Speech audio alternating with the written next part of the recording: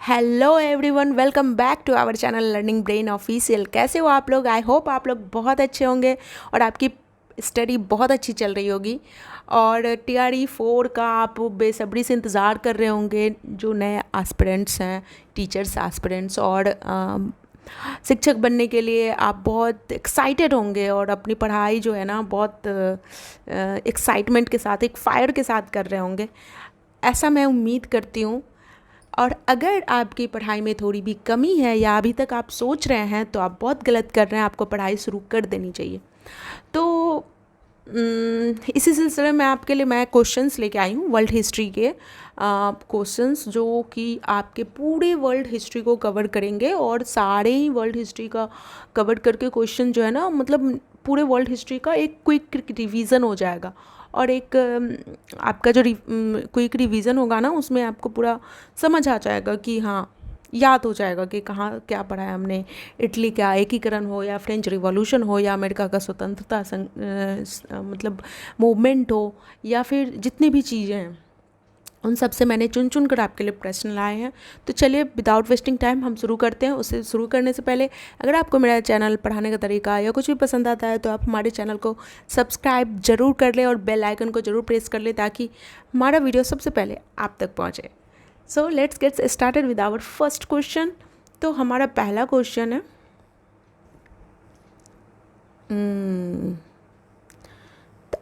Our first question is, हमारा पहला question ये है कि विश्व की सबसे प्राचीन सभ्यता कौन है? द ओल्डेस्ट, मतलब सबसे प्राचीन सभ्यता कौन है? मिस्र की सभ्यता, मेसोपोटामिया की सभ्यता, चीन की सभ्यता या सिंधु घाटी की सभ्यता? तो क्या होगा? मेसोपोटामिया का सभ्यता, ये सबसे ओल्डेस्ट है, सबसे ज़्यादा प्राचीन है। Okay, next question number second है। क्वेश्चन नंबर सेकंड है, मिस्र को और क्या कहा जाता है? तो मिस्र को और क्या कहा जाता है? तो नील नदी का उपहार, दुनिया का उपहार, सूर्य का उपहार या स्फिंक्स का उपहार? तो हम सब जानते हैं कि मिस्र को और किस नदी नाम से पुकारा जाता है? तो नील नदी का उपहार। ओके, क्वेश्चन नंबर 2 का 1 answer is the right answer. तो 1 जो है ऑप्शन नंबर ए, वो बिल्कुल करेक्ट है। नेक्स्ट क्वेश्चन नंबर 3 है, कुम्हार के चाक का प्रयोग सर्वप्रथम इसी सभ्यता में हुआ था। अब कुम्हार के चाक का जो प्रयोग है वो कौन से सभ्यता में हुई थी, ये आपको बताना है। तो हड़प्पा की सभ्यता में, चीन की सभ्यता, सिंधु घाटी की सभ्यता या मेसोपोटामिया की सभ्यता में? देखिए, ये जो है ना, कुम्हार के चाक का जो प्रयोग है वो सर्वप्रथम कहाँ हुआ था? तो सबसे प्रथम मेसोपोटामिया की सभ्यता में ही हो गई थी। तो ऑप्शन नंबर डी जो है वो करेक्ट हो जाएगा। क्वेश्चन नंबर 3 का option number D is the right answer. Next question number 4 है, प्रथम ओलंपिक खेल कहाँ आयोजित किए गए हैं? मतलब सबसे पहला ओलंपिक खेल जो है वो कहाँ पे, एक्चुअली यहाँ पे जो है ना, कब होगा? क्वेश्चन मिसप्रिंट हो गया है, ये कब होगा, ठीक है? कब, आपको कब बताना है, कब आयोजित किए गए थे? तो क्वेश्चन नंबर 4 का आंसर क्या होगा? 776 ईसा पूर्व या 45 ईसा पूर्व या? तो इसका आंसर क्या हो जाएगा क्वेश्चन नंबर 4 का? फटाफट हम आंसर पे आते हैं। तो आंसर नंबर ए जो है वो राइट आंसर है। 776 ईस्वी में ना, जो है ना, ईसा पूर्व, मतलब 776 ईसा पूर्व में ही ओलंपिक खेल की जो है शुरुआत हो गई थी। तो आंसर क्या होगा? A option is the right answer. Next question number 5 पे चलते हैं। इतिहास का पिता किसे कहा जाता है? मतलब इतिहास का पिता, father of history, who called the father of history? तो आंसर क्या हो जाएगा? हेरोडोटस। ये हम सभी जानते हैं कि हेरोडोटस को फादर ऑफ हिस्ट्री कहते हैं। Who is called the father of history? तो हेरोडोटस, ठीक है, इतिहास का पिता हेरोडोटस को कहते हैं। It's a very easy question. और नेक्स्ट क्वेश्चन नंबर 6 पे चलते हैं। पुनर्जागरण युग किस नदी में शुरू हुआ था? मतलब पुनर्जागरण जो है ना वो किस सदी में शुरू हुआ था। ओके, क्वेश्चन क्या है? सदी में शुरू हुआ था। किस सदी में? 16वीं, 15वीं, 14वीं या 19वीं? तो क्वेश्चन नंबर 6 का आंसर होगा 16वीं सदी में। 16th सेंचुरी जो है उसमें शुरू हुआ था पुनर्जागरण। उसका क्वेश्चन नंबर 7 होगा। 7 क्या है? सुधार आंदोलन कब शुरू हुआ था? तो सुधार आंदोलन कब शुरू होता है? 1516, 1518, 1519 या 1517? तो क्वेश्चन नंबर 7 का आंसर हो जाएगा 1517। 1517 में जो है ना वो सुधार आंदोलन शुरू होता है, ठीक है। नेक्स्ट क्वेश्चन नंबर 8 है, सुधार आंदोलन क्या था? आपको ये बताना है कि सुधार आंदोलन था क्या। ओके, तो सुधार आंदोलन क्या था? यह राजा हेनरी अष्टम के विरुद्ध विद्रोह था। यह रोम पर चर्च के नियंत्रण का उदय था। यह पोप और दंड स्वीकृति पत्र के विरोध विद्रोह था। यह 16वीं शताब्दी की कला और साहित्य में सुधार और पुनर्जन्म के लिए आंदोलन था। सुधार आंदोलन क्या था, याद कीजिए आप लोग। तो सुधार आंदोलन क्या था? यह पोप और दंड स्वीकृति पत्र के विरोध में विद्रोह था। ठीक है, जो पोप होते हैं ना चर्च के, उनके और क्या कहते हैं चर्च के जो दंड स्वीकृति पत्र के विरोध में जो है ना वो विद्रोह होता है, उसी को सुधार आंदोलन कहते हैं थे। ठीक है, नेक्स्ट क्वेश्चन नंबर 9 है, औद्योगिक क्रांति कब शुरू हुई? तो इंडस्ट्रियल रिवॉल्यूशन कब शुरू होती है? 1760 में, 1764 में, 1761 में या 1762 में? तो क्वेश्चन नंबर 9 का आंसर क्या होगा? 1760 में। ए इज़ द राइट आंसर। ठीक है, नेक्स्ट चलते हैं क्वेश्चन नंबर 10। औद्योगिक क्रांति सबसे पहले कहाँ शुरू हुई? सबसे पहले कहाँ शुरू होती है औद्योगिक क्रांति? तो ग्रेट ब्रिटेन में शुरू होती है। तभी तो ये ब्रिटेन के लोग जो है ना बाकी देशों पे रॉ मटेरियल के लिए और बिजनेस व्यापार बढ़ाने के लिए बाकी देशों पे, दुनिया के 3/3 देशों पे अपना आधिपत्य जमाने लगते हैं। फिर क्वेश्चन नंबर 11 है कि क्रिस्टोफर कोलंबस ने अमेरिका की खोज कब की थी? तो क्रिस्टोफर कोलंबस जो है वो अमेरिका की खोज कब करता है? 1492 में करता है। एक्चुअली कोलंबस जो है ना वो भारत की ही खोज के लिए निकलता है, मगर ये रास्ता भटक जाने की वजह से पूरब के बदले वो पश्चिम की दिशा की ओर चला जाता है और फिर उसमें अमेरिका की खोज होती है। बट अमेरिका की जो खोज होती है ना तो उसको शुरू में लगता है कि ये इंडिया ही है, भारत ही उसे लगता है, इसलिए वहाँ पे रेड इंडियंस का नाम से वो पुकारने लगता है। बट बाद में उसे पता चल जाता है कि ये भारत नहीं है, ये कोई और देश है। तो अमेरिका की खोज कब होती है? 1492 में, 1492 में। नेक्स्ट क्वेश्चन नंबर 12 देखते हैं। क्वेश्चन नंबर 12 है, मैग्ना कार्टा या 1215 का महान चार्टर क्या था? आपको ये बताना है कि मैग्ना कार्टा या 1215 का महान चार्टर क्या है। तो क्या है? यह राजा की शक्ति बढ़ाने का चार्टर था, इंग्लैंड में कर प्रणाली समाप्त करने की नींव रखी गई थी, या अंग्रेजी लोगों के अधिकार और स्वतंत्रता की नींव थी।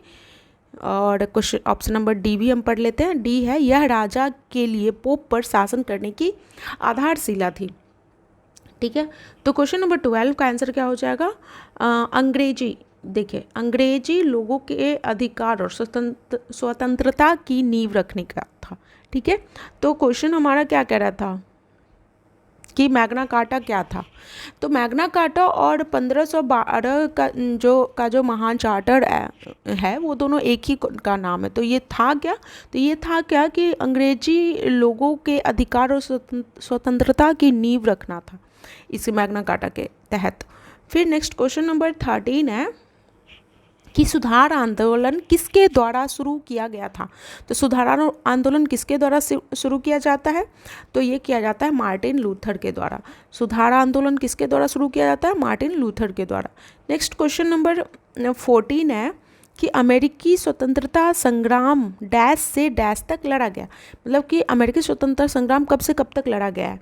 कब से कब तक लड़ा गया है? वी ऑल नो कि 14 का आपको याद आ रहा होगा। तो 1775 से लेके और 1783 तक लड़ा गया है। ठीक है, 1775 से 1783 तक, 1775 टू 1783 तक ये स्वतंत्रता संग्राम की लड़ाई इतने के बीच में हुआ था। नेक्स्ट क्वेश्चन नंबर 15 है, बोस्टन टी पार्टी के पीछे क्या विचार है? बोस्टन टी पार्टी जो एक विद्रोह था वो उसके पीछे क्या कारण है? ठीक है, चाय पर लगाए गए कर के खिलाफ विद्रोह प्रदर्शन, अमेरिकी उपनिवेशों में ब्रिटिश शासकों के विरुद्ध विद्रोह प्रदर्शन, अंग्रेजों द्वारा लगाए गए कराधान को समाप्त करने के खिलाफ विरोध प्रदर्शन, या टी है चाय बागान श्रमिकों की कठिन परिस्थितियों के खिलाफ विरोध प्रदर्शन। तो ये पूछ रहा है कि बोस्टन टी पार्टी का मेन रीजन क्या है? तो ये रीजन क्या रहता है? ये तो फर्स्ट ही ऑप्शन होगा कि चाय पर लगाए गए कर के खिलाफ विद्रोह था।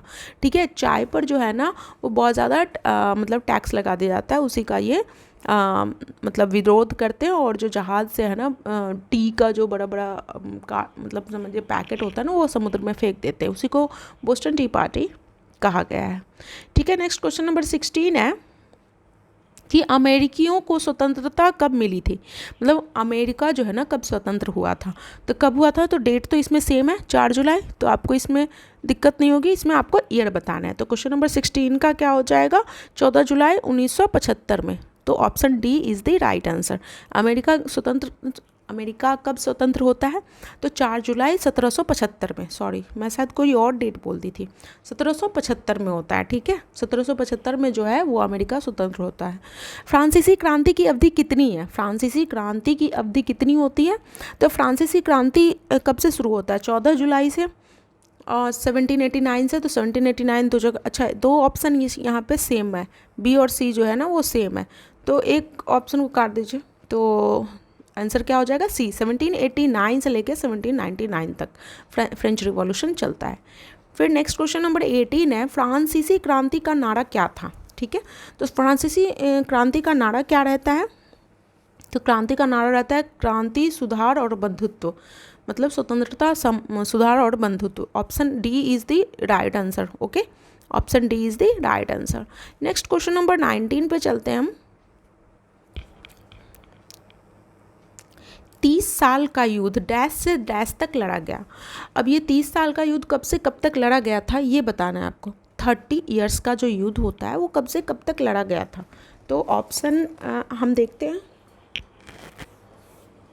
तो 19 नंबर क्वेश्चन का आंसर क्या हो जाएगा, 30 साल का युद्ध जो है ना 1618 से लेके 48 तक, वी ऑल नो कि 1618 से लेके 48 तक का जो 30 ईयर्स का जो युद्ध होता है वो इसी दोनों के बीच है, 1618 से 1648 तक। नेक्स्ट क्वेश्चन नंबर 20 है कि फ्रांसीसी क्रांति के दौरान राजा कौन था। फ्रांसीसी क्रांति जो हुई थी उसमें कौन था, तो ये बहुत ही सिंपल क्वेश्चन है, कौन था, लुई 16वां था। लुई 16 जो है वो फ्रेंच का उस वक्त शासक रहता है। ओके, नेक्स्ट क्वेश्चन नंबर 21 है, कौन सी संधि अमेरिका की स्वतंत्रता को स्वीकार करती है। मतलब कौन सा जो संधि था ना वो अमेरिका के स्वतंत्रता को स्वीकार करती है। फ्रांस की संधि, अमेरिका की संधि, पेरिस की संधि या वर्साई की संधि। तो 21 का आंसर क्या हो जाएगा, पेरिस की संधि। पेरिस की जो संधि होती है ना वो जो है पेरिस की संधि is the option number C is the right answer. तो पेरिस की संधि से ही अमेरिका की स्वतंत्रता को स्वीकृति मिलती है। नेक्स्ट क्वेश्चन नंबर 22 है कि वेस्टफेलिया की संधि के पीछे क्या उद्देश्य रहता है। तो वेस्टफेलिया की संधि के पीछे क्या उद्देश्य रहता है, आइए हम पढ़ते हैं कि क्या उद्देश्य रहता है। हम ऑप्शन पढ़ेंगे तो हमें समझ आ जाएगा। वेस्टफेलिया की संधि ने स्पेन और डच के बीच 80 साल के युद्ध को समाप्त कर दिया। तो क्या ये था, जस्ट अ सेकंड, फिर ये ऑप्शन ए है, ऑप्शन में तो ये आंसर नहीं, ये गलत है। वेस्टफेलिया की संधि ने डच और जर्मनों के बीच 30 साल के युद्ध को समाप्त किया, तो ये भी गलत है। वेस्टफेलिया की संधि ने 30 साल के युद्ध और 80 साल के युद्ध को समाप्त कर दिया, तो ये दोनों होगा। क्या है ना कि मतलब इसमें दोनों आ रहा है, तो option C is the right answer. Next question पे चलते हैं हम। नेक्स्ट क्वेश्चन नंबर 23 है कि सोवियत संघ डैश गणराज्यों से बना था। मतलब सोवियत संघ जो था वो कितने गणराज्यों से बना था ये बताना है। तो क्या वो 20 है, 10 है, 15 है, 17 है या 15 है। तो क्वेश्चन नंबर 23 का आंसर क्या हो जाएगा, 15 जो गणराज्य था उससे बना था। क्या हुआ था कि रशिया से जो है ना 15 देश बट गए थे ना, ये मेरा पेन, हाँ 15 कंट्री जो है वो जब रशिया से अलग होके बनते हैं, तो सोवियत संघ डैश गणराज्य से बना था, तो वो 15 से बना था। ठीक है, नेक्स्ट क्वेश्चन नंबर 24 है, इटली का एकीकरण कब हुआ। तो इटली का एकीकरण कब होता है, इटली का एकीकरण कब हुआ। तो इधर तो सब सेम ही है, 1848, इधर 49 है, इधर हम ईयर देख लेते हैं। ओके, 24 में और क्या होगा, 1418, तो इसका आंसर क्या हो जाएगा बी, 1848 से लेके 1871। इटली का एकीकरण कब होता है, 1848 से लेके 1848 से लेके 1871 तक में जो है वो इटली की एकीकरण होता है। ठीक है, नेक्स्ट क्वेश्चन नंबर 25 पे चलते हैं। इटली के एकीकरण के पीछे कौन क्रांतिकारी था? जो इटली का जो एकीकरण कौन करवाया था? ठीक है, तो 25 नंबर क्वेश्चन का क्या आंसर हो जाएगा? तो ये है ग्यूसेप गैरीबाल्डी या विक्टर। तो आंसर क्या हो जाएगा? ग्यूसेप गैरीबाल्डी जो है यही इटली का एकीकरण के पीछे यही क्रांतिकारी जो था वही इसका रीजन होता है, उसी ने करवाया था। कौन? Giuseppe Garibaldi. ग्यूसेप गैरीबाल्डी जो है इटली के एकीकरण के पीछे का क्रांतिकारी था। ठीक है, नेक्स्ट क्वेश्चन नंबर 26 है, ये ऊपर नीचे हो गया। प्रथम विश्व युद्ध कब शुरू हुआ? फर्स्ट वर्ल्ड वॉर कब शुरू होता है? तो 28 जुलाई 1914 या तो ऑप्शन क्या हो जाएगा? या 25 जुलाई। तो 1914 से शुरू होता है। आपको अगर ईयर भी अब जो है ना, अब क्वेश्चन थोड़ा डीप पूछता है तो फिर क्या करता है ना कि अंदर से डेट भी पूछ लेता है, पहले सिर्फ ईयर पूछा करता था। तो वैसे भी ये पहले क्वेश्चन आ चुका है जो जिसमें ईयर पूछा है। इस बार बीपीएससी टीआरई सेकंड में आ चुका था ये शायद क्वेश्चन, या थर्ड में आया है, और अब हो सकता है डेट पूछते, तो इसलिए मैं ये क्वेश्चन को पुट की थी। तो फर्स्ट वर्ल्ड वॉर कब से कब तक शुरू होता है? क्या वो 28 जुलाई है या फिर 25 जुलाई होता है? तो क्या होता है कि वो जस्ट अ सेकेंड, मैं पेन ले लेती हूँ। तो ये जो है ना 28 जुलाई 1914 से लेके और फिर 1918 तक चलती है। तो फर्स्ट वर्ल्ड वॉर 4 साल का रहता है। फिर है प्रथम वर्ल्ड वॉर। तो यहाँ पे स्टार्ट का डेट आपको याद रखना है, तो इससे दोनों क्वेश्चन याद रह जाएगा। तो स्टार्ट कब से होता है? 28 जुलाई, option A is the right answer, से 1914 तक। ठीक है, नेक्स्ट क्वेश्चन है कि प्रथम विश्व युद्ध कब समाप्त हुआ? समाप्त कब होता है? 10 नंबर 1918 या 11 नंबर 1918? तो ये 1919 तो आंसर कट जाएगा क्योंकि 1918 में होता है। अब बच गया दो ऑप्शन में से 10 नवंबर है या 11 नवंबर है। तो ये बहुत ही सिमिलर है। ठीक है, डेट तो बताइए क्या होगा? तो इसका हो जाएगा 11 नवंबर 1918। B answer is the right answer. तो शुरू कब होता है? शुरू होता है, अभी आपने पीछे क्वेश्चन नंबर 20 जो 6 था उसमें क्या देखा आपने? 28 जुलाई 1914 से शुरू होता है और ख़त्म कब होता है? 11 नवंबर 1918 तक। फिर नेक्स्ट क्वेश्चन नंबर 28 है।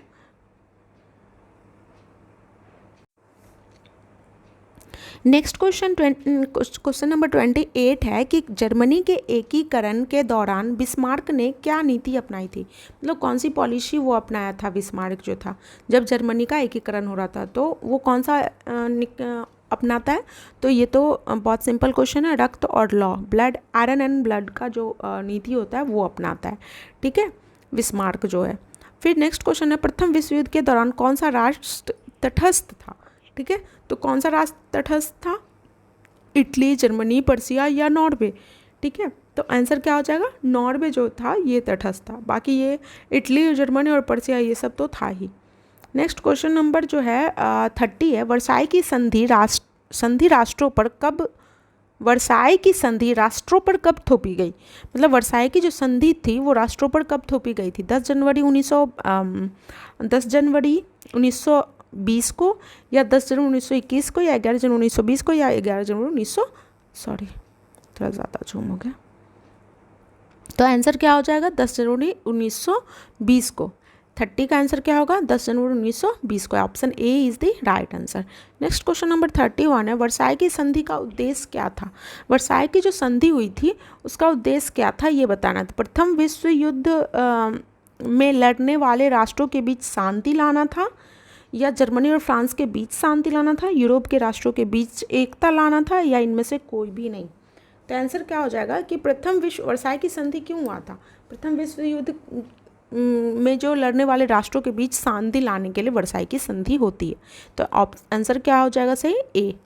ठीक है, फिर से हम एक और क्वेश्चन देख लेते हैं। क्वेश्चन नंबर 31 कि वर्साई की संधि का उद्देश्य क्या था? तो वर्साई की संधि का उद्देश्य यही था, प्रथम विश्व युद्ध को खत्म करना।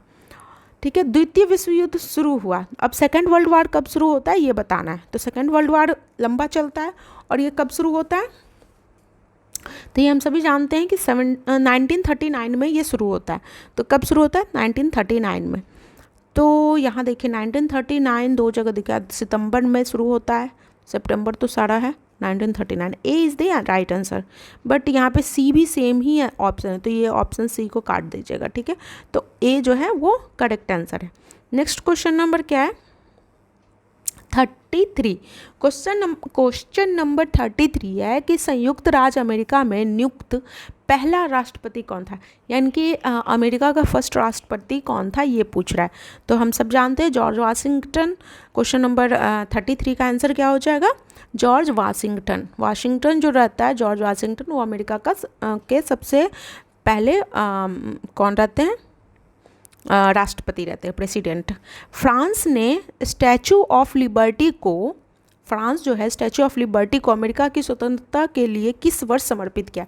जो अमेरिका में स्टैचू ऑफ लिबर्टी है ना, वो फ्रांस ही जो है गिफ्ट देता है, किसको, अमेरिका को। तो ये किस वर्ष देता है ये बताना है आपको। तो 28 अक्टूबर 18, यहाँ पे डेट भी मेंशन किया हुआ है, ठीक है। यहाँ पे 28 अक्टूबर 28 अक्टूबर 28, अच्छा डेट सेम है, बस आपको ईयर यहाँ पे बताना है। तो आप एलिमिनेशन से भी बता सकते हैं, ठीक है।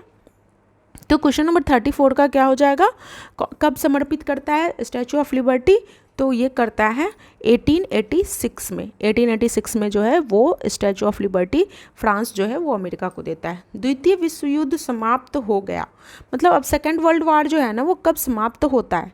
तो सेकेंड वर्ल्ड वार काफ़ी लंबा चलता है और ये कब समाप्त होता है, शुरू होता है सितंबर 1939 में, और ख़त्म कब होता है, यहाँ पे दे रहा है कि ख़त्म कब होता है, लास्ट कब होता है सेकेंड वर्ल्ड वार, तो कब होता है, सितंबर 1944 में, या सितंबर 1945 में, या 43 में, या 46 में।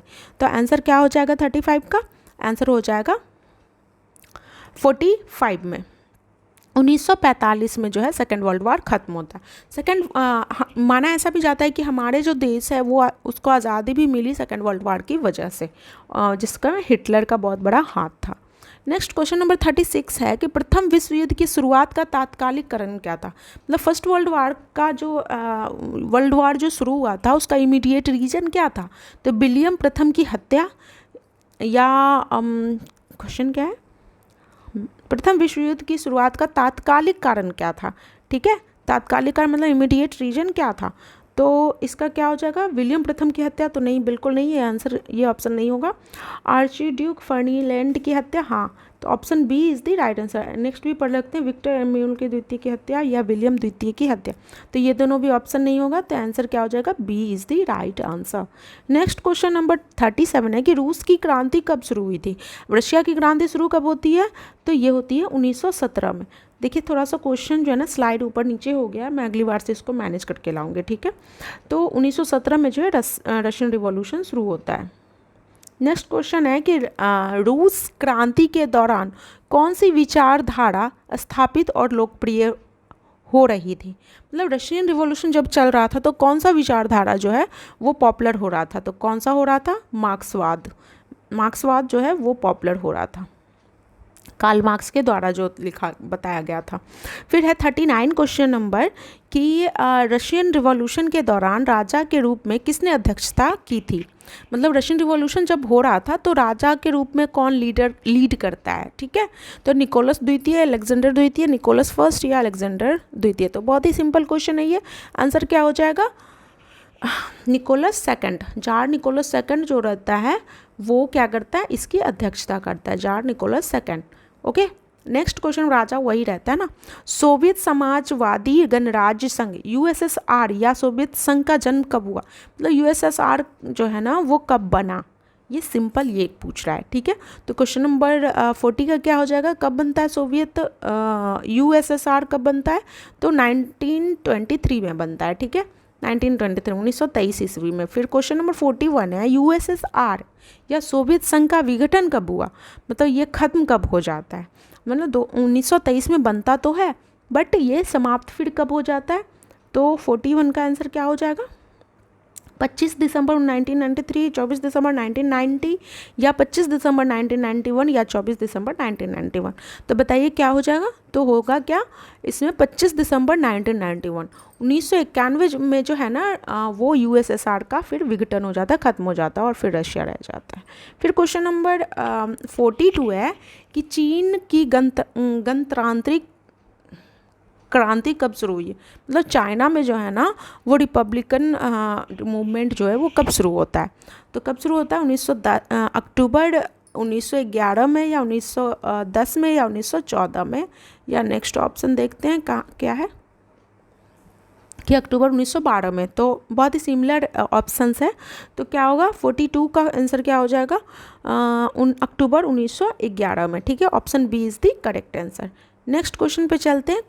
क्वेश्चन नंबर है 43 कि चीन गणराज्य के पहले राष्ट्रपति कौन थे, मतलब चीन जब गणराज्य बना मतलब रिपब्लिक हुआ तो उसका पहला राष्ट्रपति कौन रहता है। तो हम सभी जानते हैं कि sun Yat-sen जो रहता है, sun Yat-sen ये चाइना का फर्स्ट प्रेसिडेंट बनता है। ठीक है, नेक्स्ट क्वेश्चन नंबर 44 कि आधुनिक तुर्की के संस्थापक के रूप में किसे जाना जाता है। तो आधुनिक तुर्की का जो संस्थापक है उससे किसे जाना जाता है, तो 44 का क्या ऑप्शन हो जाएगा, मुस्तफ़ा कमाल पाशा जो रहता है उसी को आधुनिक तुर्की का संस्थापक माना जाता है।